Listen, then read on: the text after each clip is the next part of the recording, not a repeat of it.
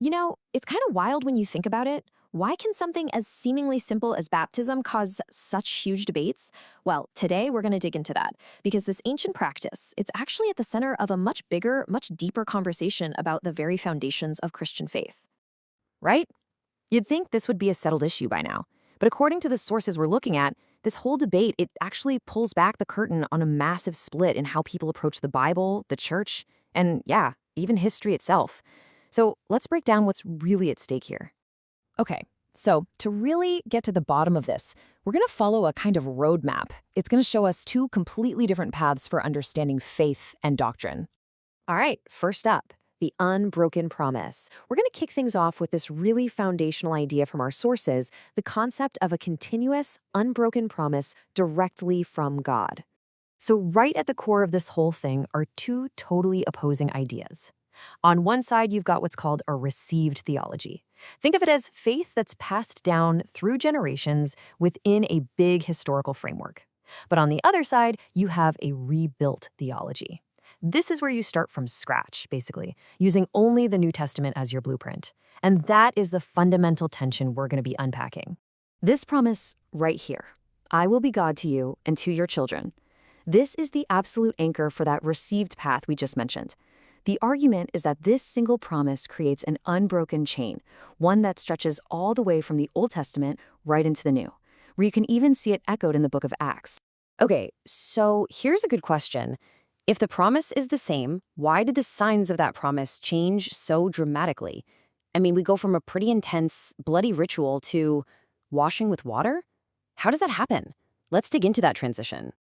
Well, back in the Old Testament, the sign was bloody for a super specific reason. It was this stark, very physical reminder that breaking the covenant with God meant, well, it meant death. It was a sign that was always pointing forward to a future sacrifice that hadn't happened yet. And this is where this huge idea of fulfillment comes into play. The sources we're looking at argue that Christ's death on the cross was it, the final, complete, once-for-all payment for sin. And because of that one sacrifice, those bloody signs, they just weren't needed anymore. Their whole purpose had been perfectly and fully realized. And this is what the sources actually call the logic of blood fulfilled. It's a great phrase. The new signs, water, bread, wine, they're bloodless, precisely because they aren't looking forward to a sacrifice that's coming. No, they're looking back, remembering a sacrifice that's already been made. Complete game changer. Okay, so now let's switch gears and explore that other path, the one that has a totally different take on all this history. So this reconstructionist path, which is how the sources label it, takes a really different approach. It pretty much sets aside a lot of the Old Testament structures, seeing them as, well, superseded, outdated. The whole goal is to rebuild the church from square one using only the New Testament as the guide. And this, as you can imagine, leads to a massive shift in how you even define the church. In that received view, it's a community that spans generations, all bound together by God's promise. But in this rebuilt view, it becomes more of a voluntary society, right? It's made up only of individuals who make a conscious, personal choice to join. And that distinction is absolutely critical to this whole debate. Now, at the very heart of this Reconstructionist path is a particular way of reading the Bible, a hermeneutic, if you want the fancy term. It's a method of interpretation that comes with a very, very specific demand. And this is the classic one. You've probably heard it. Show me in the Bible the command to baptize infants. It's a demand for an explicit proof text, a totally clear, unambiguous command right there in the New Testament. The logic is simple. If you can't show me the verse, it shouldn't be done. Okay, but here's where the sources make a really, really surprising connection. They point out that this exact show me the command logic, it's the same method a historical group called the Arians used. And they used it to challenge the doctrine of the Trinity, a massive cornerstone of Christianity. Why? Because there's no single verse that says, worship the Trinity. So you see, the argument goes way beyond just baptism. It's about a whole method of interpretation, this Bible-only patternism, this demand for a specific verse for every single practice. And the sources suggest that if you take that logic and apply it consistently across the board, you could actually start to unravel core beliefs that are built not on a single command, but on the entire sweep and message of the Bible. Which brings us to the proposed solution for this kind of doctrinal wobble, the need for what our sources call theological guardrails. The sources actually map out a four-step pattern they see in these Reconstructionist movements.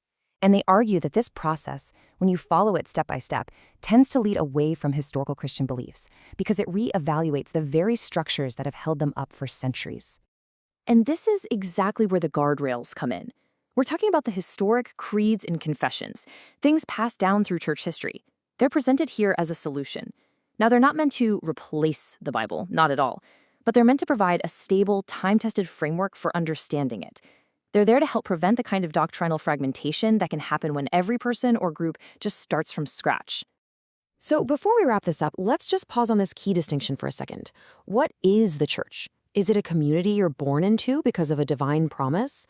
Or is it a society you choose to join based on your own personal decision?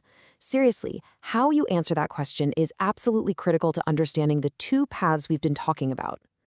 All right, let's bring it all together. Let's see how these two very different frameworks really stack up side by side. And this table just lays it all out so clearly, the stark differences between these two paths. This disagreement, it goes so much deeper than just one practice. It hits everything: how you view God's promise, what you think the church is, how you treat the Old Testament, and, maybe most importantly, where you ultimately place your authority. And that really brings us to the central argument of our sources. The whole debate over baptism, it's really just a symptom of a much, much deeper divide. The real fault line isn't about water. It's between a faith that is received, passed down through a historical framework, and a faith that is reconstructed completely from the ground up. And that leaves us with a pretty challenging question, doesn't it? If a theological framework needs guardrails to stay stable, what does that say? Is it about the framework itself, or is it something about the nature of faith? It really makes you think about that delicate dance between history, scripture, and personal belief. And it raises an even bigger question. What does it really take to keep a faith alive and thriving generation after generation?